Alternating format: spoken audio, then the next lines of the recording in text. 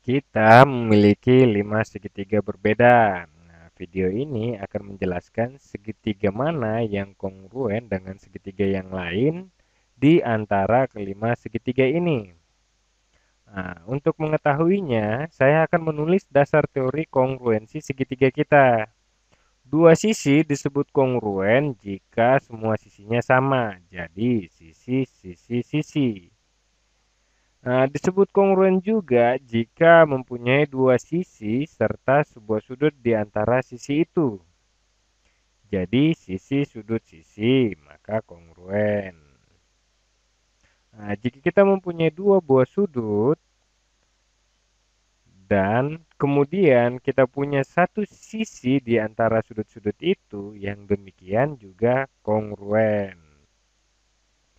Nah, akhirnya, jika kita mempunyai sebuah sudut dan kemudian sudut lagi, serta kemudian sisi, itu juga kongruen.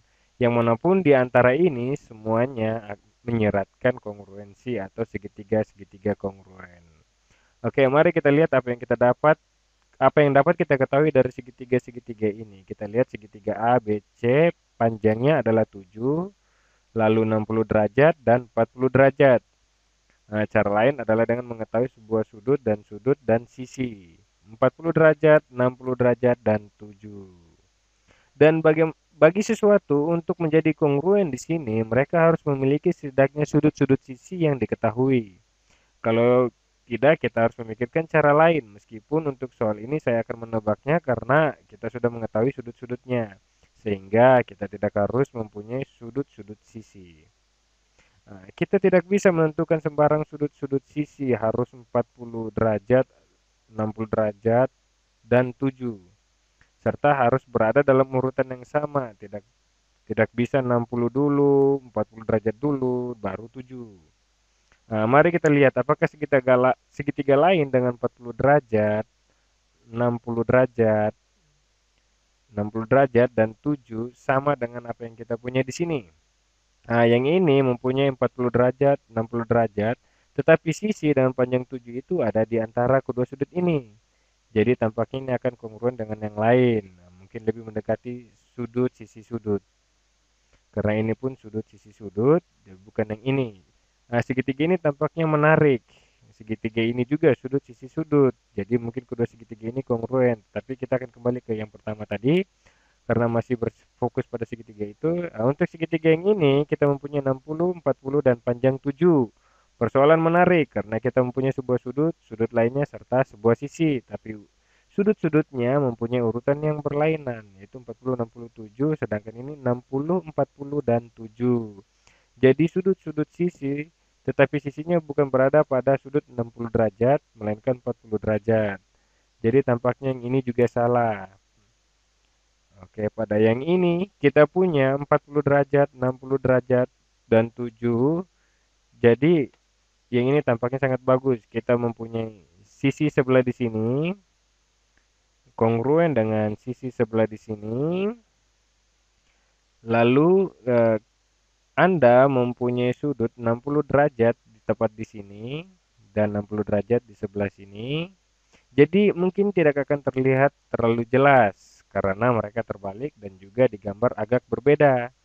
Tetapi jangan pernah Anda berasumsi bahwa hanya gambarnya saja yang memberitahu Anda mengenai apa yang terjadi. Nah, akhirnya dapat 40 derajat di situ.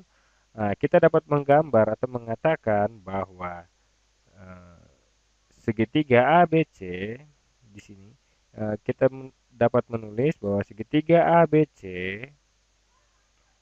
yang kongruen dengan segitiga. Sekarang kita harus lebih hati-hati dalam memberi namanya. Kita harus memastikan bahwa sudut-sudut yang saling berkoresponden mencerminkan satu sama yang lain. Sebagai contoh, kita mulai dengan segitiga yang ada di sudut ini, yaitu sudut A. Jadi, titik A di sini adalah di mana kita mempunyai 60 derajat. Jadi, di sini juga harus 60 derajat dan ini adalah titik N. Jadi, saya akan memulai dengan N. Lalu dari A ke B. B adalah sudut di mana kita tidak punya derajat khusus.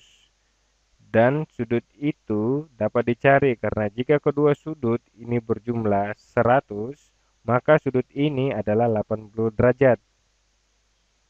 Nah, di 80 derajat ini adalah untuk yang M yang belum kita labeli. Jadi seperti merupakan sisi lain dari yang berbagai sisi dengan panjang 7 di sebelah sini. Nah, kita bisa menulis dari N ke M, kemudian berakhir di O. Dan saya benar-benar ingin menekankan ini.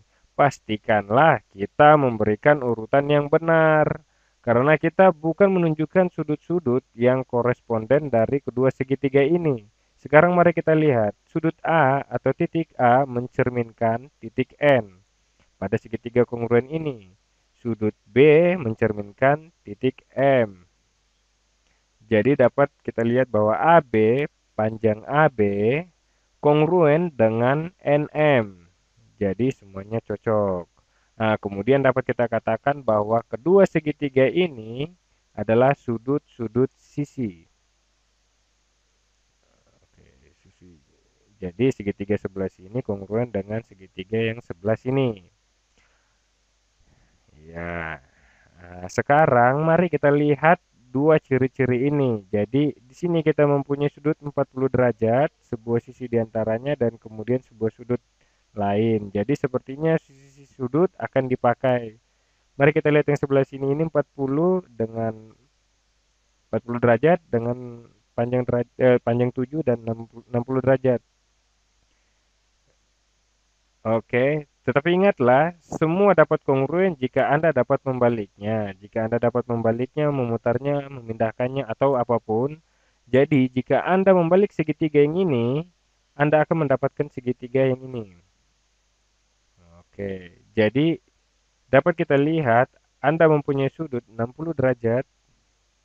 60 derajat ini kongruen dengan sudut 60 derajat di sini. Nah, Anda memiliki sisi 7 dan di sini juga 7. Nah, kemudian Anda mempunyai sudut 40 derajat dan kongruen dengan 40 derajat yang ini. Terbukti kedua segitiga saling kongruen. Nah, kita dapat katakan segitiga DEF. Kita dapat katakan segitiga DEF dan itu kongruen dengan segitiga, dan di sini kita harus berhati-hati. Titik D adalah sudut 60 derajat. Jadi harus mulai dengan titik H yang merupakan sudut 60 derajat sebelah sini. Kongruen dengan segitiga H. Nah, kita pindah dari D ke E. E adalah sudut 40 derajat yang berbagi sisi dengan segmen garis panjang 7. Jadi kita akan berpindah dari H ke G. H ke G, I. Kemudian ke I. Dan kita mengetahuinya dari sudut sisi sudut. Dari sudut sisi sudut. Jadi kita mendapatkan ciri-cirinya dari sini kongruen dengan ciri-ciri yang sebelah sini. Lalu akhirnya tinggal segitiga ini yang tersisa, yang kelihatannya tidak kongruen dengan segitiga manapun. Sangat menarik untuk mencoba memasangkannya dengan segitiga ini. Terutama karena kedua sudutnya sama-sama terletak di bawah dan sisi dengan panjang tujuhnya terletak di samping. Kedua sudut di bawah dan sisi dengan panjang tujuhnya ada di sini.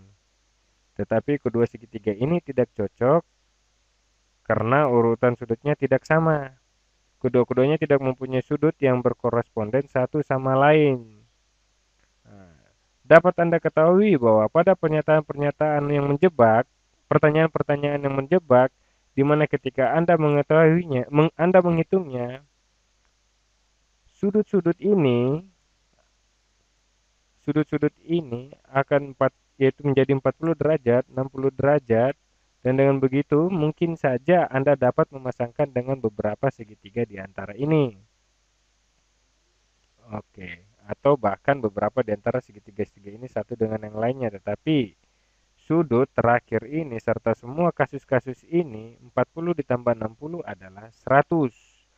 Maka sudut ini 80, akan saya tambahkan 80, tetapi jika sudut ini hasil hitungan maka hasilnya 40 atau 60.